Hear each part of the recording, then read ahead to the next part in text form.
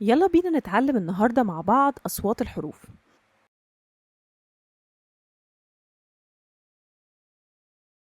أول حاجة لازم ناخد بالنا منها هي إننا نفرق بين اسم الحرف وصوت الحرف.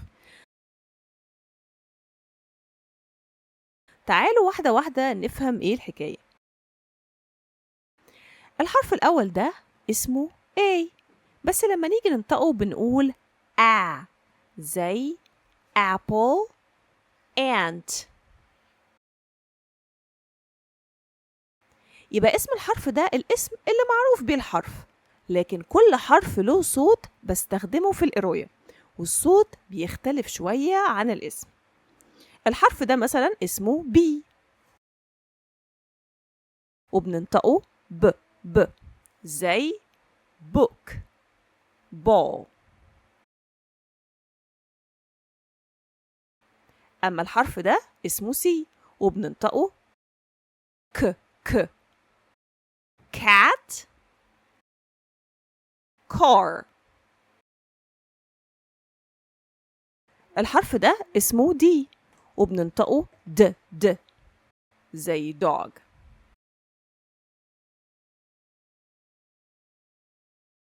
حرف الإي بننطقه اه زي egg.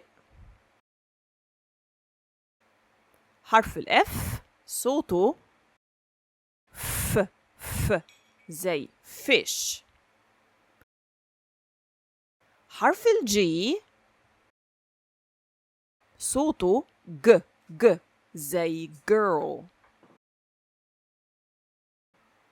حرف ال H بننطقه ه زي hat. حرف ال I بننطقه إيه زي insect. حرف ال J بننطقه ج زي jam.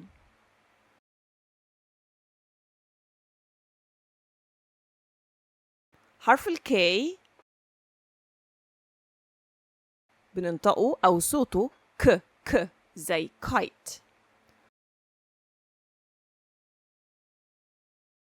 حرف ال L بننطقه ل زي lamb. حرف ال M بننطقه م زي man. حرف ال N صوته ن زي nose. حرف ال O بننطقه زي ox. حرف ال P ولازم نطلع هوا واحنا بنقوله بننطقه ب زي pen. حرف ال Q بننطقه كو زي queen.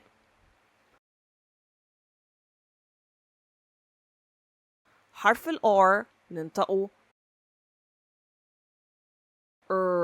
زي rhino.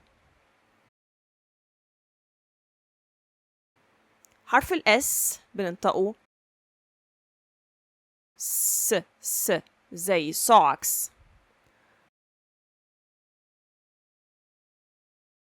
حرف ال T بننطقه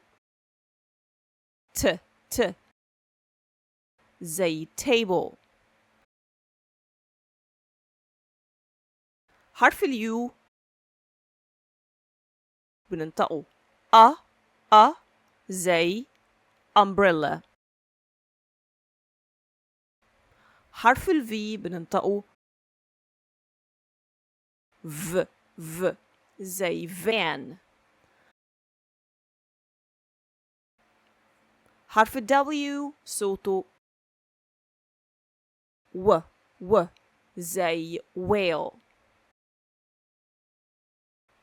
حرف ال X بننطقه زي box. حرف الواي بننطقه ي زي yam.